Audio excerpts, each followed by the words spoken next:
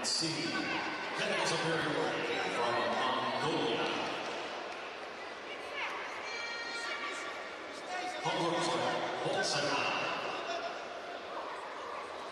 Anlamıyla Türkiye'de kazanan Moğolistan'a Romos Bolsanya.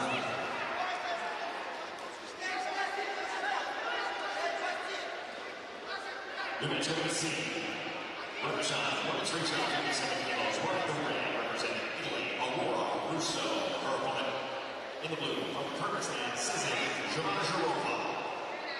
Türkiye'de hanımefendiler ve hanımlar sıradaki karşılaşma kadar 57 kilogram kategorisinde. Kırmızı mayo İtalya'dan Aurora Russo. Mavi mayo Kırgızistan'dan Sizin Jumajirova. Giant decision in the female action turns 2-1 blue and left here blue want to push elbow and after it's 2 points left blue came in that position so challenge win by decision 2 blue 2 red challenge 1.